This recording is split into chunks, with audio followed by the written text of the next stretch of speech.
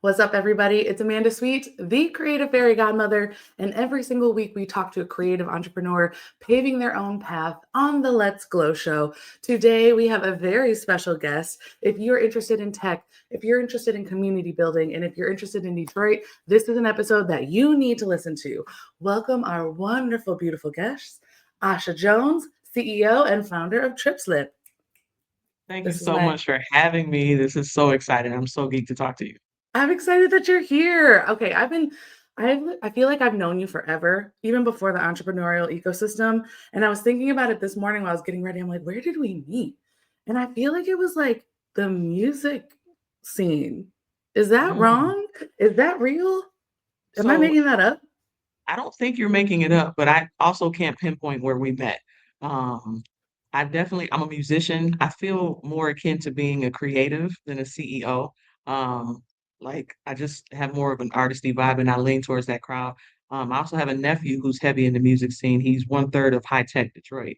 And Oh, so it's no telling where we actually met, but I definitely feel like I've known you for eons.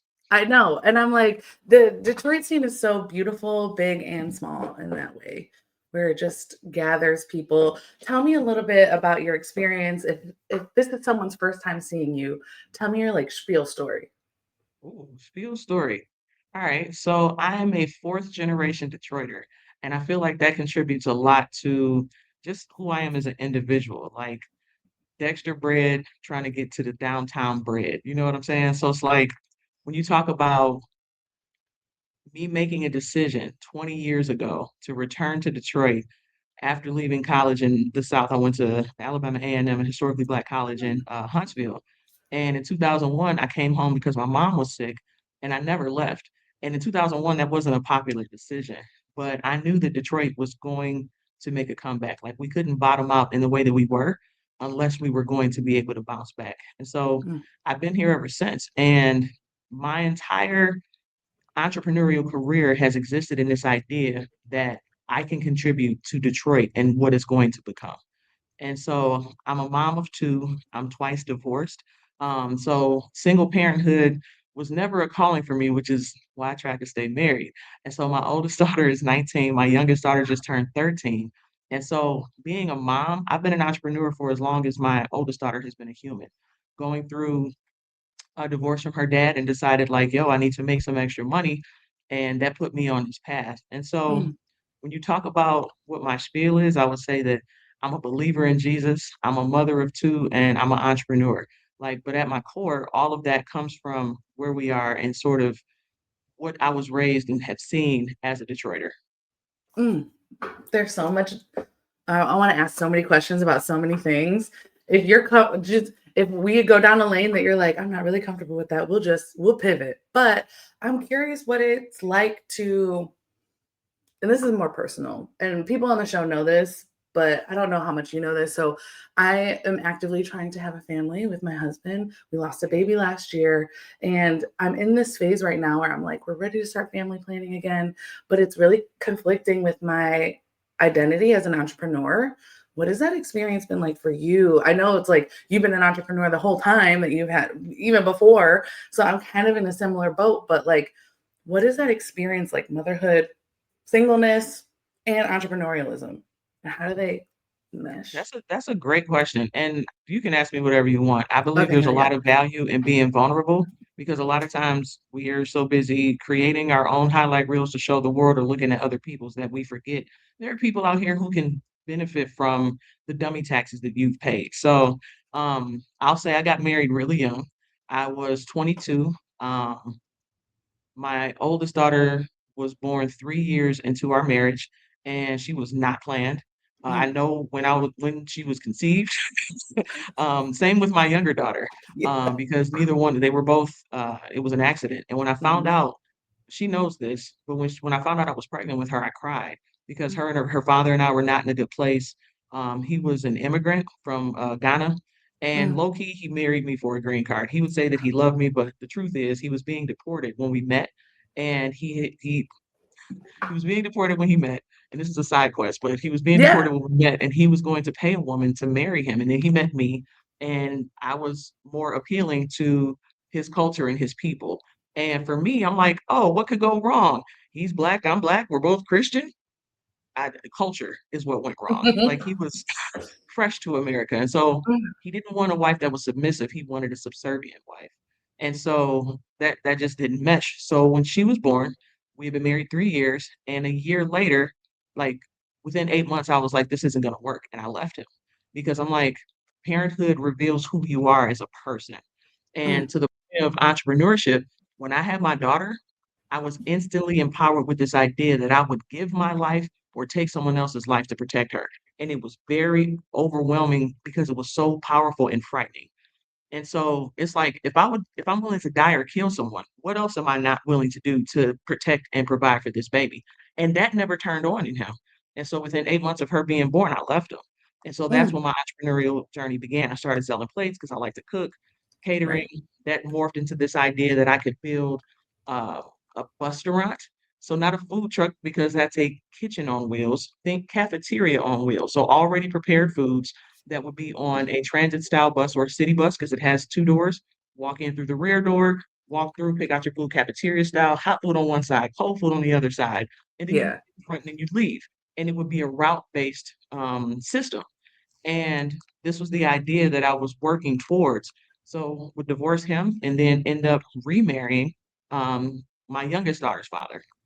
And again, I never left the idea of being an entrepreneur the entire time. When I was a single mom, when I remarried, when I had another child, because it really was this idea that entrepreneurship is going to be the way that we get to generational wealth. You know what I mean? Hmm. So it's like Hmm. it's as much like when I think about my two children, I also consider my companies and the things that I built for my brain, those are my brain children. So, like, if you ask me, I wanted sons. I am a tomboy. I always joke that I'm a young man with ovaries, but like, I'm an innate tomboy. Two older brothers, nothing but boy cousins. I'm a tomboy. I grew up in the 80s and 90s where girls, like, we remember old hip hop and all those things. So, when you talk Hmm. the children that I wanted boys and I got girls. But how much more my business, which I've designed from my mind and have manifested into the world, I care about that almost as much as I do to them. So I feel like once you do become a parent, all that does is make it feel like there's that much more purpose because there's someone else looking at me, depending on me, someone who's going to imitate me. Whether you have a boy or a girl, you're going to see characteristics of yourself in them. So I think that once you become a mom, you'll be able just to fold that thing in, but you're going to watch your drive shoot through the roof. You're going to feel Mm, impervious to a lot of stuff because it's like, you think I care what you think about me when I have a family to feed? hmm. Out of here. Because if it were just, Right. I say it all the time, if it were just me building this business, I'd be okay to live in my auntie's basement and Hmm. eat out the mud. But I have two children that I have to take care of. And despite being divorced, I have no support from either of my ex-husbands. Mm, Like, and mm-mm. never have. And that's okay because Sure. they're my children. I can't do anything about what they choose to do or not do with their children, although it saddens me. But these are my girls, and they're going to be taken care of by God's grace. So I hope that Mm. answers your question. I know that was super long-winded. No, I dig it because I feel like there's this narrative that you have to choose. You have to choose between your creative path or your family path or this like motherly matronly. And I feel like I had this deep conversation with my husband and we were like, should we start trying again this year? And I had this like very conflicting feeling of like, am I going to have to choose one side of my life over the other? And like hearing your narrative just makes me feel so much more comfortable and confident that like it doesn't matter what I'm doing as long as I'm pursuing my passions with a vision and a mission and ethically, whether I'm a mother or not. You figure it out. You Yeah. fold it into your life and think about it. Like you're Amanda Luan from Yeah. Bamboo. Yeah. She's opening locations and she has two Like, tiny children. and she was Like popping babies out like while the buildings were opening. And, while you know, buildings that, were opening, you got a yes. toddler on your hip and a hard hat on? Are you kidding me? Like, it can be done. But Yeah. we tell ourselves these things, but isn't that much like entrepreneurship? You talk yourself out of something before you even try it. It's Mm, like, oh, I want a family, but will it? So have the family and let it. You have obviously an amazing husband. I'm mhm. certain you have a great community around you. Those are the things that matter the most. Like Yeah. you will figure out the in-betweens. Will you have to make choices on a day-to-day basis? Like, I didn't sleep last night, so I'm gonna have to do X, Y, and Z because the baby was up all night. Sure, there's that. Is it harder? Absolutely. But Mhm. it's what worth doing isn't. What worth Mm, doing isn't difficult. You know what I mean? Like single parenthood is the worst hood of all the hoods. But guess what? I would not trade my life with those children for anything. And it goes mhm, by so quickly that mm. I wish that I would have slowed down a bit more. Like when you think about my oldest daughter is 19. I've Yeah. been doing this since she was 8, 9 months old. I look back and you're like, huh, I can't wait for the baby to be born. I can't wait for them to start sleeping through the night. I can't wait for them to start talking. I can't wait for them to start walking. I can't wait for them to start school. You keep looking towards the next thing and you look up and it's over. Mm. 18 years went by in a snap, and I'm like, whoa. Yeah. So I would just encourage you every stage of the journey, even if it's we're trying for a baby. Oh my God, we're pregnant. Oh my gosh, here's the Mhm, like enjoy every stage and every moment because I heard someone say the days are long, but the years are short. And that couldn't be mhm, more true. You look up like you're tired, and so you're rushing from day to day to day, and you look up and it's like, how did this whole year just zip by me? It's so much more with children. Like, I mhm. can't, because I'm with my children all the time, I don't see them growing. I just see their clothes shrinking. So it's like, you're getting taller. Or when I hug them, now you're starting to inch up. Or I see them against other people.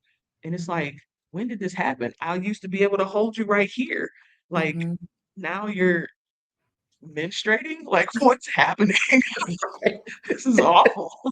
Right. Like, oh my gosh, it's I so resonate with the speed. I'm like, I'm looking up and I'm like, it's almost New Year's. We're in 2026. We're here. We already did it. So I'm kind of curious, like, I know we talked about motherhood a little bit, but I'm curious about how your brainchild business has evolved. It sounds like it started as one thing. If someone has never seen you before, your business is now very different from the bus food, but that was a really cool idea. Restaurant. Yes, Restaurant. the bus restaurant. I like that. Tell us a little bit about how it's evolved over the years and how that the puberty that your business had to go through. Puberty is wild because you're 100% right. So the number one thing that you think about as an entrepreneur, am I solving a problem? And is this something that can scale? So as a caterer, I figured out real quick the margins are tiny and it can't scale. Okay, that's a no go. So then I Mhm, came up with this idea of doing a food cart. At the time, I was a process server, somebody who goes and delivers court papers, and so I had to go to 36th District Court to file those papers. And there was a guy selling hot dogs there. My man told me that he made $80,000. This was in 2007. He made $80,000 a year selling hot dogs, and he didn't work from Halloween to St. Patrick's Day. And I'm like, what? He was like, yeah, I go to Florida. From selling hot dogs, Fagos, and storing people's cell phones. He mm, made 80,000 a year. I was like, man, if I were to do soul food, I could at least make 100 grand a year if I worked the whole year because this was mhm. before food trucks. Yep. So 2009, food trucks come to Detroit, and I see one, and I was like, okay, this is cool, but you got to find it, get to it, stand in line, wait for them to cook the food, wait for the food to be ready, wait for it to cool off, and then you eat. That's not quick. By that time, I ended up in a sales job, a routed sales job for a company called Cintas. They're known as the uniform people, but I worked in the first aid and safety division. So I worked in Taylor, Brownstown, Romulus, New Boston area, very rural, a lot of plants. And so I'm like, yo, these people are either not eating lunch at all, they're ravaging the fridge, or there's a line for the microwave. There's nowhere for them to go and eat. It would be great to bring the food to them. So this is where the idea of the restaurant comes along. So Mhm, by this time, I fast forwarded a couple of years. I have my younger daughter. I'm remarried, and I'm seeing the opportunity. My route at that company was doing almost $500,000 a year. So I did about $400,000 on average. And they were paying me at best 70,000. And I'm like, mm, yo, if I can sell for you, I can sell for other people, for anything. I can sell for myself. So I quit this job and I say, if nobody else is gonna know how to drive my bus, I'm gonna know. So I quit, got a CDL, and went to work driving school buses. So I'm doing this so I can continue to bring revenue in the house, but also this is around 2015, and that's when we're starting to see entrepreneurship in Detroit start to creep up. That's when mhm, Motor City Match and Any Ideas and all those kind of programs were coming around. Back when Beehive was a thing. And so Mm-hmm. I said, you know what? I'm going to learn how to drive this bus and go to these different classes because you work in the morning, take the kids, break in the middle, back in the afternoon, take the kids. And so I did this for about a year. Ended up working for a transportation company as a sales director. So now I'm seeing transportation from a different side. But again, that sales entrepreneurial skill set is coming into play. And so fast forward a little bit more because I still have to contribute to the household. I'm married, but I was more of the breadwinner. I was probably making 70% of the income to my ex-husband's 30%. So I Mm-hmm. had to work. The entrepreneur thing wasn't jumping off like we thought it would. So I Mm-hmm. continue to build it, but I'm also evolving and learning. So the transportation company I work for eventually fires me. I would go to work for the Detroit Historical Museum. That's when I see that there's this huge issue with permission slips. So trip slip is short for field trip permission slip. So when you've been a child, you know what it's like. What happens? The teacher says, we're going on a field trip. She gives you a piece of paper to take home to mom and dad. You have to get that piece of paper signed and filled out, get money, get it back to the teacher. What does the teacher do with it? The teacher takes the paper, stores them away somewhere, gives the money to the school gives the money to the bank. The bank holds on to the money until someone requests a check for this particular vendor or venue, and then it has to be mailed to them. What? All of these things hinge on an unreliable courier, which is that kid Right. that says, "Oh, mom, I got a field trip today." And now me as mom have to come up with $7.42 exactly for her with cash. Who still has cash? Everybody gets direct deposit. So now I have to stop at the gas station, Mm, pull money out the ATM, get change for it, give it to the kid.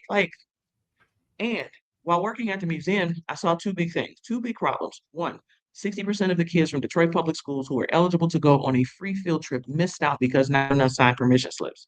However, the museum was still getting paid 70% of our invoices, whether the kids showed or not. mm, That's a problem. I'm a mm-hmm. Detroiter. My kids go to DPS. I graduated from DPS. My Detroit tax dollars are being wasted because we have this inefficiency. Makes no sense. Let's make a digital permission slip. But on the flip side, on the venue side, I saw where we as a venue, 70% of our revenue is from field trips. We're losing between 17 and 30% of that in uncollected field trip fees. Why? Teachers don't pay for field trips. Parents do. So TripSlip becomes a conduit for all of those things. So now the teacher can create a digital permission slip, send a link home to the parents via text, email, post it on Class Dojo or whatever messenger system you use. Parent Mm-hmm. fills it out on their phone, can pay digitally if they want to pay digitally instead of having to stop at that gas station. We charge a small convenience fee. So Mm, it's a free platform and we make money when money is exchanged. So we work with not only parents, teachers, organizations, and venues like the Detroit Historical Museum to help them to understand how can we get more people to order our products from us? How do we know who's in the building? So that's what TripSlip is and how it evolved. It was essentially me having an understanding not only of buses, but of sales and being able to put those things together and to see that market opportunity. So it evolved from I want to build a bus restaurant to let me drive the bus restaurant. So wait a minute, field trips are broken, but now I'm an expert because where I worked before for Centos in that first aid and safety role, I knew all about OSHA, DOT, mm, all of the safety aspects of it. And so coming into the role as a sales director for a transportation company, that correlates. And so now I have this deep understanding of all of the things that are needed and all of the gaps. So from the venue standpoint, from the transportation standpoint, as a mother slash chaperone, I'm seeing mm-hmm. all the aspects, and that's how we built this thing. Damn. Did you like see this for yourself? Did you like see it unraveling as it's happening? Did you just have like a aha, this is the thing? Or was it just like this evolution that just kept putting you in the right place at the right time? Like, tell me a little bit about that. Because I feel like a lot of people are in my community are like, I don't know what I need to do. I like this. I like that. I love this. I'm good at this. I'm curious about that. And they fail to make a decision and Mhm. choose something, and they get caught in the opportunities of what is possible and then just get stuck in that in the middle No, space. I think that it grew innately and slowly. So when I'm married to an idea, that's the thing that we're doing. Mm-hmm. So the bus restaurant was a thing from I would say 2010 until 2020.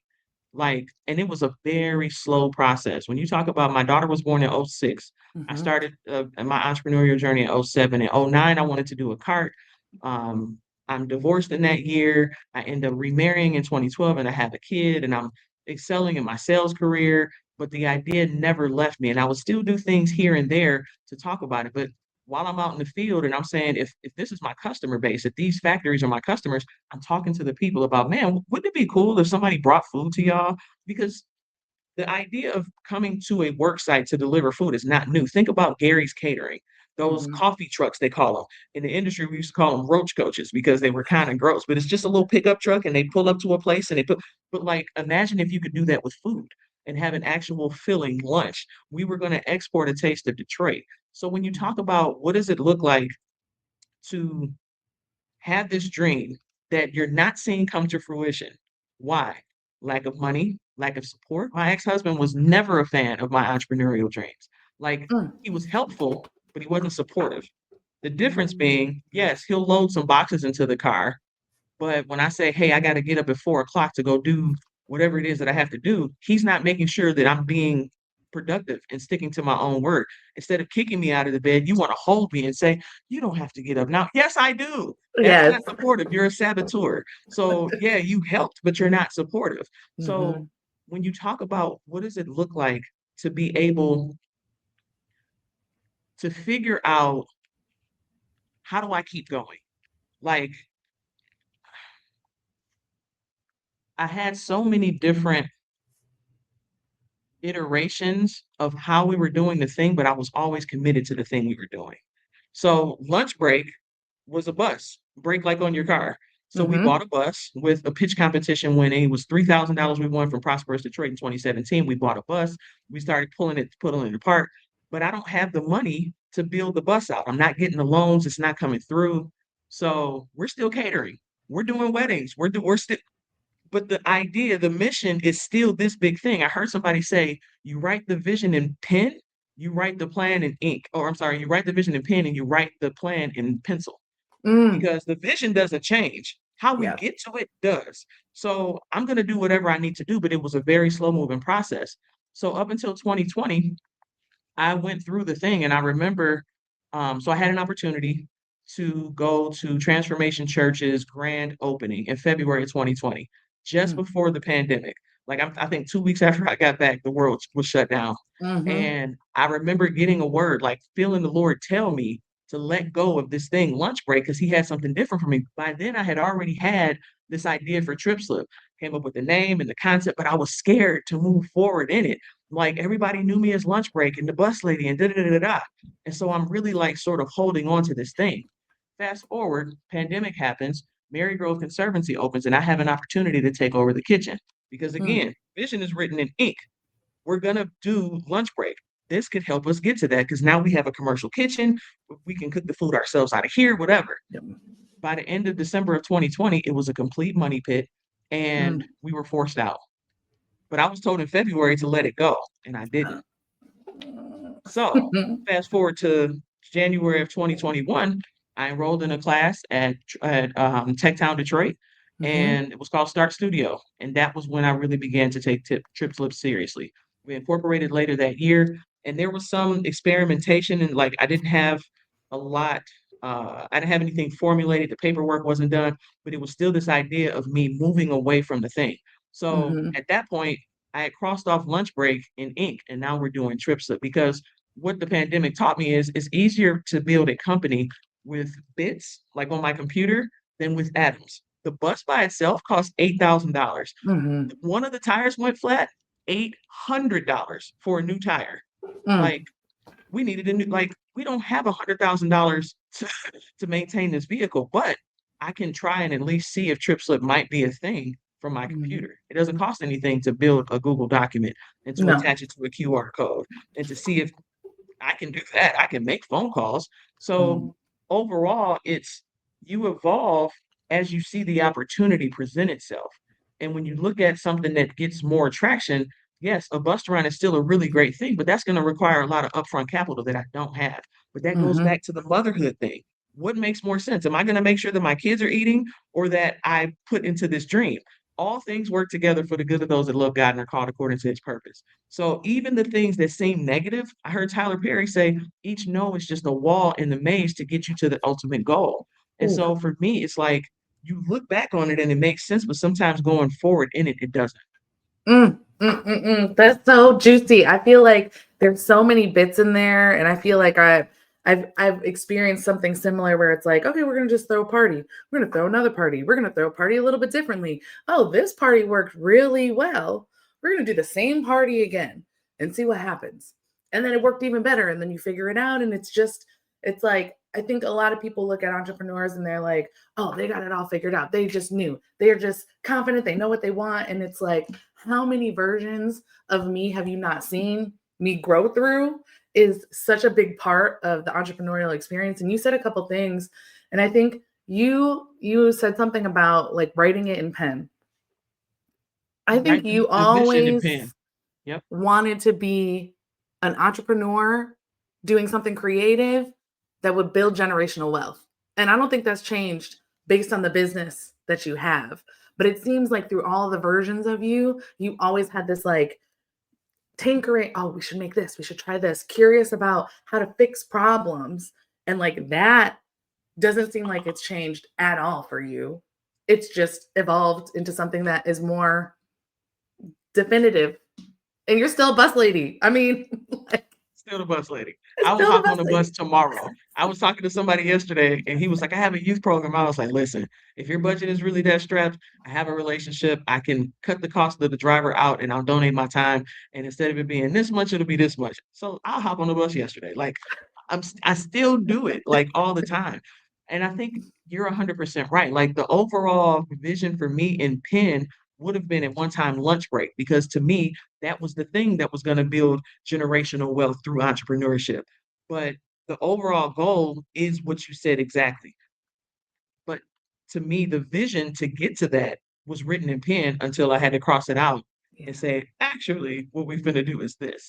So Yeah. I But think it's just you learned through it and you tried it and you went through the process of figuring out that it didn't work, and it didn't mean that it was a failure. And I think a lot of people get stuck in this where it's like this idea didn't work and it failed. Well, the reality is it didn't work and you found out that it didn't work, whether that's a that's right. business, a relationship, a job, whatever the case may be. If it's not working, you don't have to like force it to work. That's right. You don't have to stay in it miserable knowing that it's failing, and that like to your first part of your story, the two divorces, like congratulations, because you saw something, it wasn't working, you moved on. That's Some right. people will stay forever, and we talk about relationships on the show a lot, we talk about business on the show a lot, and I think the ability to realize that something is not for you is such a gift, Mm. and to Well, I be able think to the move past it. realization is part one, but taking the action on that realization is part two. And that's Yeah. true for relationships or entrepreneurship. Like Hmm. what helped me to understand that I had to move away from lunch break was not only the obvious signs that it wasn't working how I had it. Like if you don't have X number of dollars to put into this thing, walk away from it because there's something else that you can actually put your hands to build. I felt like the Lord had already told me that. But also, like I gave it enough to learn and earn those lessons. There was a period in my first marriage where I left him. I left him when my daughter was 8, 9 months old, and he begged and pleaded for another chance. And it was like, no, no, Jodeci, no, no, no, no, no, no, no, repeatedly.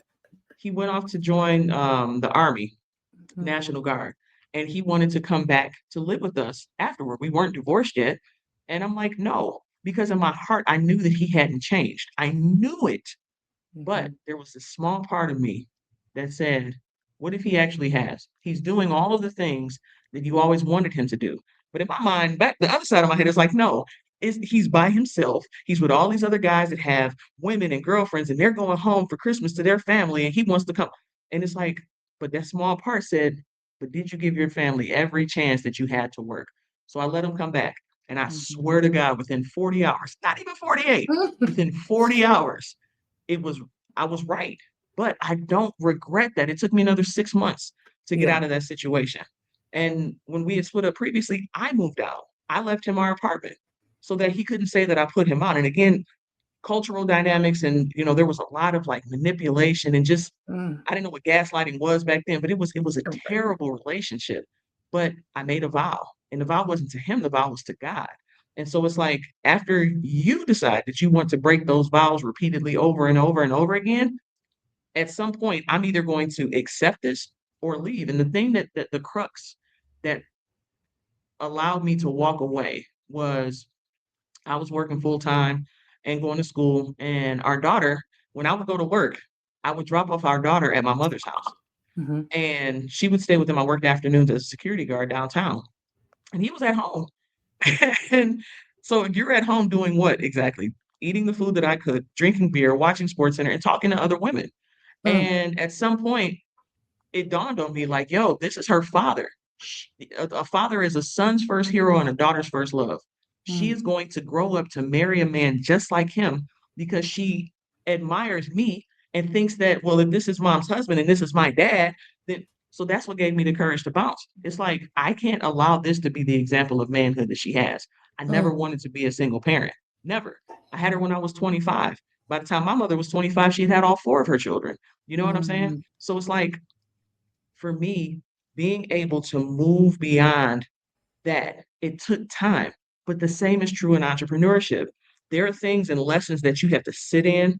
I worked for the transportation company that fired me for the better part of 2.5 years. I Mm. made those folks $80,000 an average, $80,000 a month on average, Wow. 80,000, and I was unjustly fired.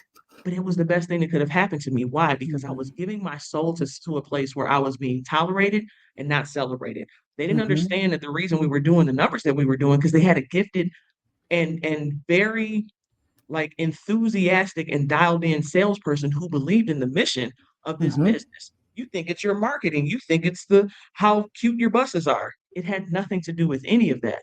And I never allowed myself to separate the fact that the success I was having in this business as an employee was because of me until I Mm. left that place. It took me being separated from that to say, "Huh, I'm the magic." The route that I left that was doing almost $500,000 a year got split up and broken and is barely doing 100 a year. Like it Mm. was me. I was the magic. And that's the thing that made me understand it. But if it hadn't been for the pain and the lessons, that's where the blessings come from, is in those lessons. Absolutely. 1,000%. I feel like I had a similar experience. I was in several abusive relationships and also very successful in sales roles, very, very successful. And I worked in a sales role where they micromanaged, not only micromanaged, but like bullied me vocally, verbally bullying. And I just feel like, had I not experienced that and come to the realization that I get to take my gifts with me, even though they were trying to manipulate me into thinking that like I would never be anything without them. And like words like that actually came out of their mouths, which is crazy to me now. Like looking back, I'm like, this is so unprofessional and, and so abusive in so many ways. But once I realized that my gifts belong to me and I could do anything I want with them, it was like the whole world opened up. The whole world opens up when you realize that you are the power and the magic, so to speak, which I say all the time, like you are the magic and you get to take it wherever you want and build whatever you want, but you need to decide. And it seems like in a lot of places you decided, even if you sat in it for a little while. But isn't it amazing how we unconsciously give so much credence and validation to what other people say, do, and think towards and about us? Like when somebody says, "Oh my God, you're amazing," and you're like, "Really? I am." I can tell myself I'm amazing. Like, and it's not because of who I am. Like again, I go back to the core of who I am. I'm a believer in Jesus, and my Bible tells me that I'm more than a conqueror, not a conqueror, more than a conqueror. When I think of a conqueror, I think of David, who slew Goliath and thousands of other people. Like he's a conqueror. If my Bible tells me I'm more than a conqueror, then I can't be a victim. If I've Mm. been victimized, yes, I've been victimized. That is something that happened. But to maintain and remain a victim in a perpetual state of victimhood, that's a decision. If somebody kicks you in the face, and you're still down on the ground 20 years later crying about it, Mm, that's a choice. Should they have mhm. kicked you in the face? Absolutely not. No. But you choosing to remain in that state all that much time later is a choice.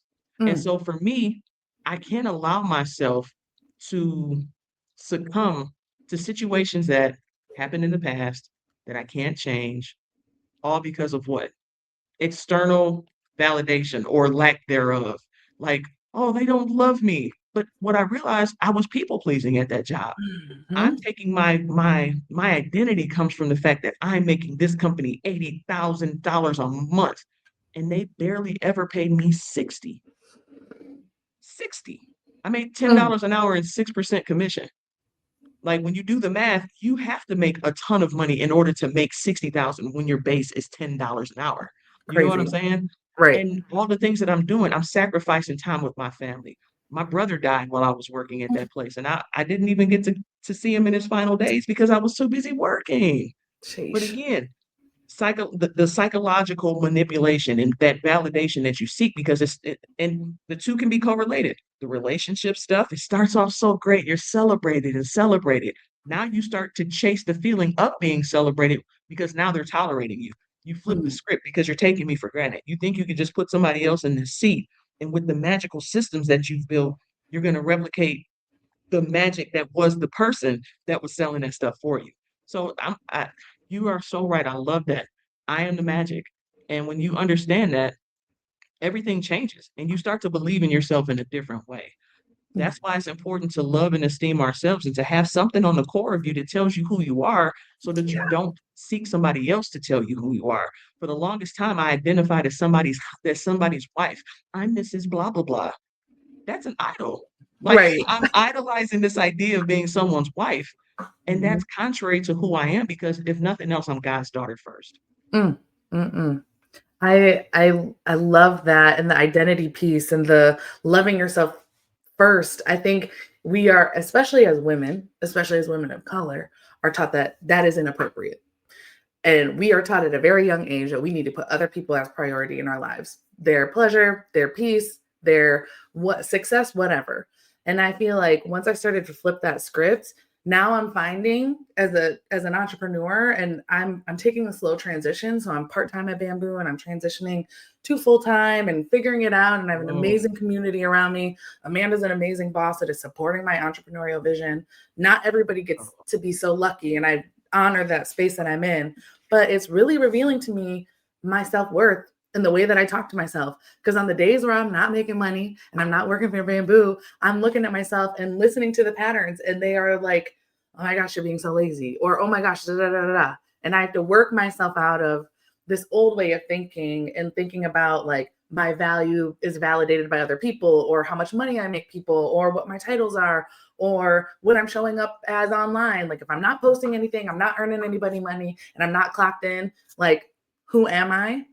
that's And right. entrepreneurship is like really showing me like, okay, we need to work on that. We need to work on the way that you talk to yourself when nothing is happening. 90, there's a statistic. If you've never heard of Zig Ziglar, he Yeah. is the godfather of motivational speaking. So Mhm. the Tony Robbins and the Eric Thomases of the world, they all get their Brian Tracy's, they all get their swag from him. Yeah. Zig Ziglar talks about the importance of self-talk, and something like 90% of our self-talk is negative. And Mhm. so how do you counteract that? When I first took that sales job, I had never done sales before, but I was fresh off of being a process server where I'm going to strangers' houses at 6, 7 o'clock on a Saturday morning and delivering bad news. That's a dangerous job for a single mom, but we got to do what we got to do. And so I'm like, no, I've never sold anything, but if I can give a stranger bad news at 7 o'clock in the morning with bonus, I can talk to you about these first aid and safety products. And so what I Mhm. was able to do was to actualize this job. I almost didn't get the job. It was a 6-part interview process. I was referred by someone who was a service manager, and he was like, "Hey, I can get you an interview, but I can't guarantee you a job because this is 2009." Fast forward, I go through this 6-part interview process, and I end up at the final boss, the general manager, who says, "We like you. You're confident. You're this. You're that." And he says, "Do you have any questions for me?" And I said, "Can I have the job?" And so he chuckles a little bit. He's slightly amused and he starts talking, and I don't know what he's saying because I'm waiting for him to say yes. And Yeah. so he was like, it was great talking to you, Asha, yada, yada, yada. But I don't hear him leading towards the next steps. And he said, do you have any questions for me? I said, may I have the job, please? And he was a little less amused, Right. but he keeps talking. And so to this day, I wish I could remember what he was saying. But he was, corporate, yada, yada, yada. And I feel this thing slipping away from me. And so he was like, okay, Asha, thanks for coming in. Do you have any questions for me? And I said, Jason, I have asked you the most important question now twice, and you haven't given me an answer. Mm, If you don't have an answer to that question, no, I don't have any more questions for you. And I closed my mouth and I stared him in the eye. And he looked away first. And if I was 28, 29, he was, mid to late 30s, career guy. And he looks off and he just sort of, I could see the wheels turning. And he was like, okay, with that, we're going to offer you a conditional offer of employment, pending the outcome of a background check, credit check, motor vehicle history check, and a drug test. I was like, okay, I can pass all of that, drug free and da da da da. Maybe not the credit, but we'll see. And I end up getting the job. I was the first Black woman to be hired in that division in that company ever. And I was the only Black person at that location. Traditionally, they'd only ever had one Black person who was replaced by another Black person. And I was the mm, third Black person. And they always put them in Detroit. So Detroit, Hamtramck, Highland Park, that was the territory for the Black. And I didn't know anything about sales. But what I told myself is, I'm not going to waste this opportunity. I went from only getting paid whenever I served someone, which was like 17.50 per serve. I would mm, be lucky to get 6 of them in a day. And that's being on the road 7 or 8 hours sometimes, right? mm, So I'm like, this job is $35,000 per year base, uniforms, I get a company vehicle, like, and commission, and benefits. You're not taking this away from me. And mhm, so what I had to do going into that job was actualize. And I had to get in the mirror every single morning and tell myself, you're number one. You're the best. You can do it. Da, da, da, da, da. I like myself. Like, I literally took what Zig Ziglar would say and I would say yeah. those things to myself.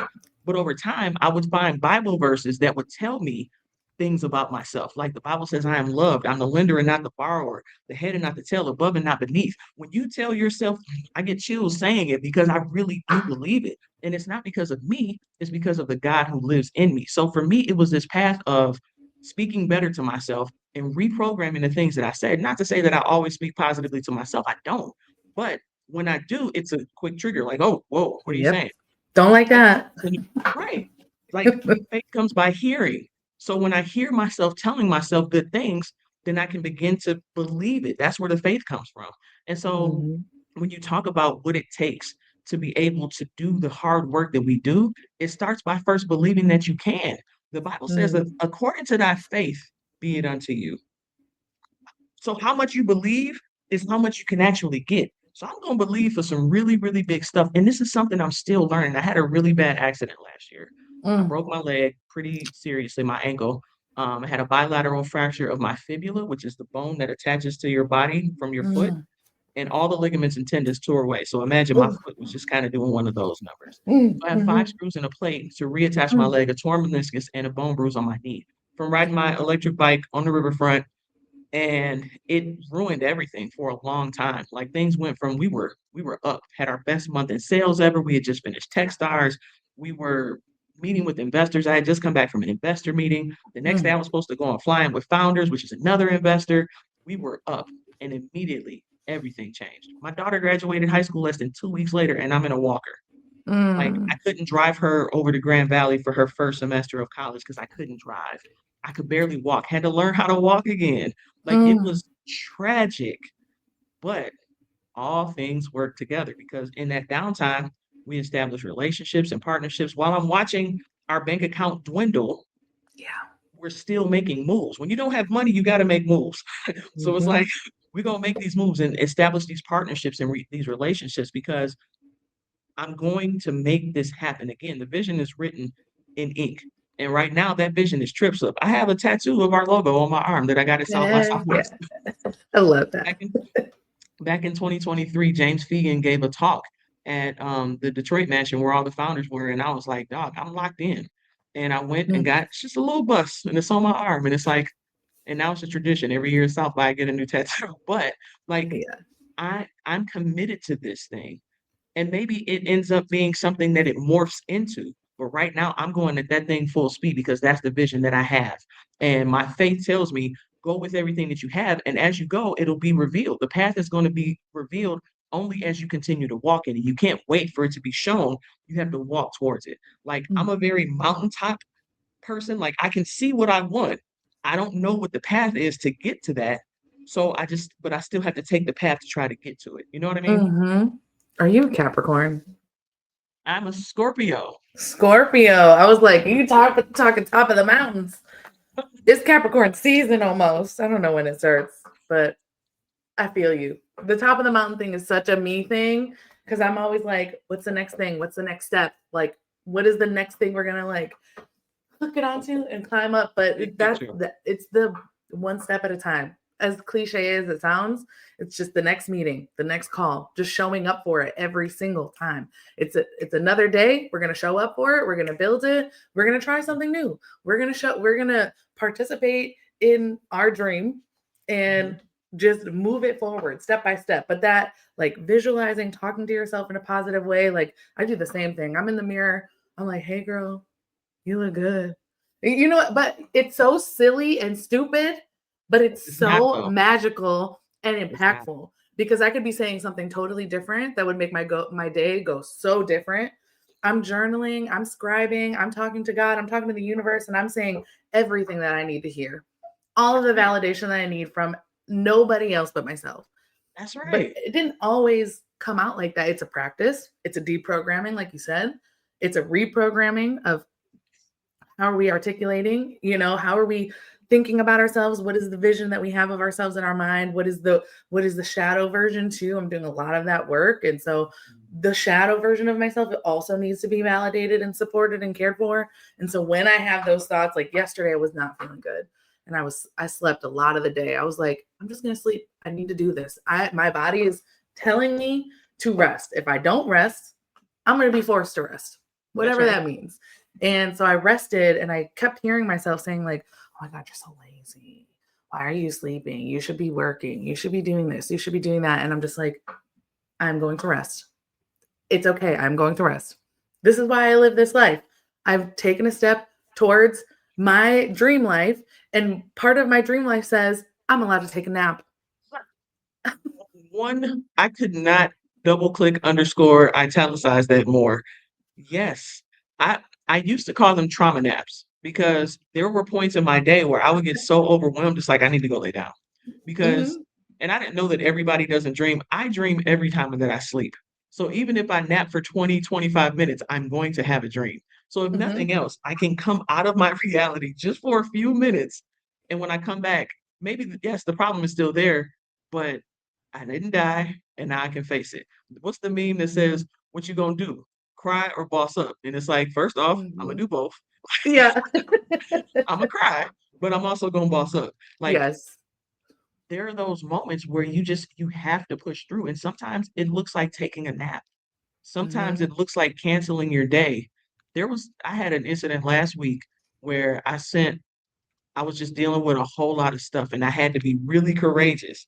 But being as courageous as I was, it took a lot out of me. So I said what I had to say. I turned my phone upside down at 1 p.m. and did not look at it again until 10:30 the next morning. That's a true story. Now, I Wow. have two phones, but this is like my main Yeah. real number that I've had for the last 20 years, and I didn't look at it. And so, of course, when I come back to it, it's 30 messages. And the thing that I gleaned from that, number one, the Bible says that the wicked flee from shadows, but the righteous are Mm-hmm. as bold as lions. And so, again, I'm not righteous by myself. I'm righteous because of God that's in me. But if I'm wicked, I'm scared of what's on my phone. And there was nothing to be scared of. Like, yeah, I said what I had to say, but it didn't have the outcome that I imagined in my mind. And that's all Mm-hmm. anxiety is. It's the projecting of an imaginary thing into the future that doesn't necessarily happen. 90% of the time, it doesn't happen. You Not even know, like that. you know Right. what I'm saying? Like 90% of the time, the worst that you imagine never actually happens. And when it does, it's not as bad as you thought it was going to be. Never ever. Never. Never ever. And I feel like that's true on the good side too. Like the daydreaming part, the dreaming, the visualizing of your like success or I daydream a lot. I dream a lot. And I haven't met many people that dream every time they sleep. There's times where I don't dream. Like I have stints. Usually I know I'm like mental health. I need a little bit of a break if I'm not dreaming, but Once I get Mm, my stuff together, dreams come back every day. But wow. um on the daydreaming side, it's like you could daydream the successful version of yourself and you could show up to your entrepreneurial business. And 90% of the time, it doesn't necessarily work out like that. Like somebody's not going to fall from the sky and give you $1 million, right? You got to show up for the work. It looks a little bit different, but was it that bad? No. Did you die? No. Did you cry? Yeah. Maybe. Well, yeah, you know what I mean? Like, but it still works out. It still goes well. It still like actualizes itself if you participate in it. So like I'm gonna do something brave and say something that like I maybe not wouldn't normally say, but like I need to say it and let it out. And then the same thing is I'm gonna be brave and start this business and do this thing. It's not gonna first day look like $1 million in the bank account, but maybe Right. day 100, maybe day 30, maybe day, you know what I mean? Like as long as you keep showing up for it. That's right. It as long as you keep showing up, like the thing appears like with each step that you take. It's never wide open. You just got to keep taking the steps and you learn during the journey. And then what you Mhm. learn during the journey is that it's not about the destination, it's about the journey itself, which is why you're Literally. supposed to enjoy every day. Like when we go back to kids, when you talk about children, if you just sit in the moments that you have with your children, versus, oh man, I can't wait until because the thing is, the sooner they start talking, the sooner they start talking back. Like, okay, now they're eating. Before you know it, they're eating you out of house Yeah. and home. My Right. 13-year-old, she eats so much. She's growing so fast. She's different from her sister. I don't remember this ministry. Like, when did this happen? You know what I mean? But it's like Yeah. enjoying the journey. A lot of times we take ourselves out of the journey because we're so busy looking backwards, which is where Mhm. depression comes from. Depression comes from looking back at things you can't change. Anxiety comes from looking ahead to things that haven't happened. They call Mhm. it what's happening now, what? The present, because Mhm. it is a gift to be here and to be present. Like to be able to enjoy the moment. Before we Mm. started this, you said, let's have a deep breath. We Yeah. took a deep breath together, and it's like we're here. Like Yep. I had Detroit traffic has changed very much in the last 5 years. Like I Right. used to be able to get anywhere in 17 to 25 minutes. It took me 35 minutes to get to work today, and I live 12 miles away. What is happening? Oh, okay, Mhm. yeah, construction, but it's also a bunch of new people living here. So it's Yep. really, really interesting. And your thing was this is it's cool. I pride myself on being punctual. I don't like to be late, but I had to make sure that before I left, my daughter does virtual school. I had to make sure she Mhm. had her smoothie and all the things she needed. And then we talked and we prayed and caught up. I set the expectation for the day. And that took longer than what, but I'm here. And it's like, Mhm. instead of me rushing and being anxious and yelling at people while I'm driving, it's like, chill out. You're about to talk to Amanda. We're going to have a great conversation. You were super chill about me being behind. And it's like, center yourself because we rob ourselves of present moments because of what's happening later. I wanted to be at the office by 8:45 so that I could be set up and get my coffee and get my water and da da da da da. No, enjoy the moment. Like, so while I'm driving, I'm listening to my music. I'm Mhm. looking at all the things that are happening. When did this building go up? When did that happen? Right. Enjoying those moments. And I feel like entrepreneurially, if we do that more, you get more insight. You get Mhm. a deeper understanding of what the issue is. For me, I sat in every single role that the customers that I now have been in. I've Yep. worked for a transportation company. I'm a mother. I'm a chaperone. I also worked as a school bus driver. So, as a bus driver, what's the most frustrating thing about a field trip? I don't know who my contact is. Where do I pull up? I can't park a bus there. It's not a car. Can you imagine having to back out a bus with no cameras on it? That's not fun. I've done that many times. So, when we're building for our customer segment, it's hey, where's the best place for the bus to drop off? Where can they go park after they drop the kids off? Are they allowed inside? What are the Mhm. like all of those things? Those are not things that other people will have insights to, even if they decide that they want to try to build what TripSlip is building. You know what I mean? You don't Mhm. know these things because you haven't experienced them. So sitting in those problems helps you to figure out how to not only solve them, but to monetize them. 100%. And I'm constantly finding myself doing the take a deep breath thing. And it's usually for me to just ground myself. But I find that everybody usually needs a moment of grounding, especially when starting stuff. So like emceeing and things like that, I usually let's just start with a deep breath because everybody's everywhere else. But I do that for myself, especially at the revamp because it's a festival, and it goes by so fast. 12 to 5 is so fast. And like even 9 to 7, set up to tear down is so fast. And I feel like I'm constantly getting my volunteers are like, do you see this? They're always asking, do you see, are you looking around? And I remember the first time somebody asked me that question, and I was like, I am not looking at what I built. And I am running around like a crazy person and just trying to like solve problems and not like seeing what I Take it in. built and taking it in and enjoying it and just like seeing it long enough to like catch problems or see the successes and seeing that the dreams are coming true. And so now I'm always doing that, like almost like every hour of the festival, I'm just like, and just looking Yeah. around. And I'm like, and usually when I do that, it's the I can do brave things and cry at the same time. I'm always like overwhelm emotion. So I'm like, whoa, we had an idea and then we did it. That is like the craziest, simplest, but also craziest thing. It's not And I think simple. it's so simple, It's but it's not. not. I disagree. I don't think it is. Okay. Turning an idea into like materializing an idea is not simple.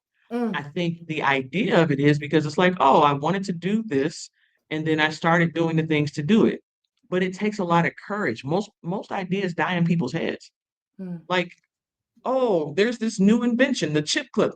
I thought about that years ago. I'm a yeah. firm believer that ideas do not belong to us.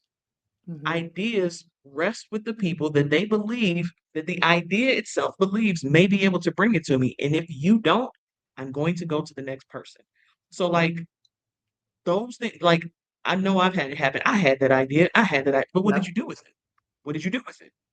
The idea needs to exist, which is why it was given to you. And if you don't do something with it, it's going to go somewhere else. You know Mm. what I mean? And a lot of people don't act because they're afraid that people are going to steal their idea. Like Or I hear judge it all them or right, whatever. 100%. But when you make moves instead of excuses, you begin to see that I can do these things. Yeah. Like you got two choices: make moves or make excuses. That's what Andy Mineo says, and you can't stop me. I got two choices when I do this: make moves or make excuses. And it's like when you really look at life that way, I have this idea. You're gonna make a move or make an excuse as to why you can't do it. Well, I don't have Mm. enough money. Just start. I don't have the start. Talk to somebody. Yep. Yep. So who do you think this product is for? Go talk to that person. But a lot of times people aren't courageous enough because they fear rejection because external validation matters that much to them. When we don't Yeah. understand that one day, doggone it, we're gonna die. We're Hmm. going to die. And if you think about like what is it, The Seven Habits of Highly Effective People, the book, I think it's Stephen Covey. He starts the book off by making you, he says you're at a funeral and you see all these people and you walk into the casket and you're in the casket. It's a jarring thing. It's like, whoa. Yeah. But I lost my brother at 36 years old, the same year that I turned 36. And so I just turned 45. So to be able to still be here when he was one of the most talented and one of the smartest people I've ever met, he played four instruments, like Mm. self-taught musician, like very accomplished, super bright. And his life, he lost his life at 36 to cancer. So Yeah. it's like, what sort of responsibility do I have to continue that? My mom died less than 2 years after that. Mm. She was one of the first Black women to be recruited to be at West Point, but she was Jeez. pregnant with my oldest brother and couldn't go. So Mm. I grew up thinking my whole life my mom had this dream that she never got to see because she was a part of that generation where you either went to college or you got married. She wasn't going to go to college. She would have gone to West Point, but Hmm. instead she married my dad after having my brother. Whole thing. But growing up, watching her settle for a life just to be able to make a life for her children, then it's like, if nothing else, my kids are going to see me chasing this dream. Mm. And there's been some sacrifices on their part, on my part. Like, I've sacrificed things for my dream. Would I take it back? No. But if I could do it differently, if I can coach people to do it differently, I definitely am. Because I Hmm. didn't enjoy the journey because so many times I was in survival mode. So many times I was worried about what people might think. I was trying to please my husband or husbands or whoever I was in a relationship, dimming my light in order to succumb to whatever it was. The Mm, There was always this conflict of, well, you're my wife and I want you to do, okay, fair enough, but you haven't given us a mission. I have this vision. What's the mission? Like, I'm happy to submit and to be sub to the mission, but you don't have a mission. And not that mhm, I should have created one, but my vision became the thing. And it's like there was always this power imbalance. And mm, so now for me, I've been single 6 years since breaking up with my ex-husband since 2019. mhm, And the funny thing is, I came back from Afrotech, and that's where the name and idea for TripSlip was born. I came back mm. from there. I was staying with my one of my oldest friends. Her name is Amir, one of my best friends, and I had never visited her. We were in the bay. I saw the ocean for the first time, and I had this amazing experience and this amazing trip, and I was dreading coming home, dreading it because I was like, I don't know what this dude about to be on when I get home. I got Mhm. home, he had moved out. This is my youngest daughter's dad, my second husband. He had moved out. Hmm. So I get home, I asked the girls, I was like, they're, oh, mommy. Oh, hey, what's going on? Where's daddy? I don't see his car. I go into our bedroom. His wedding ring is laying on the floor, and his half of the closet is empty. Friend, I was relieved. I was Good. relieved. Yeah. How could you be relieved when your husband of almost 8 years abandoned you? Because I never should have married him.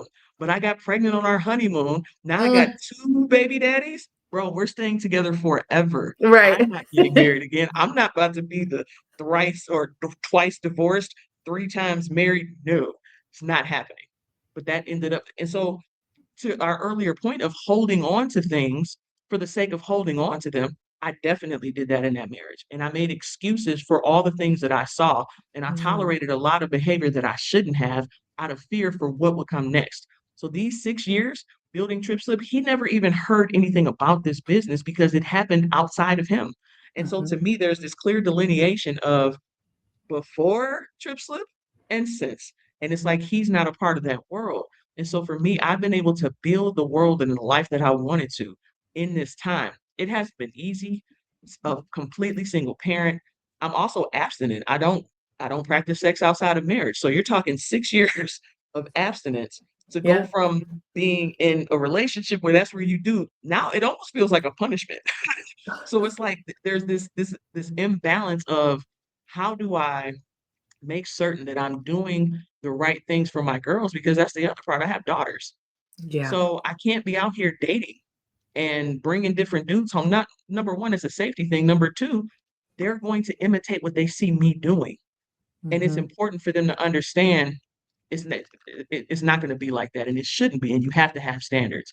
So I know that that was a like sort of a deviation from what we were talking about, No, but but it's family. so it touches everything. It's like how you show up in your relationships and your friendships and your own relationship with yourself is such a reflection of how you show up in your business and show up for your family. Like it all touches.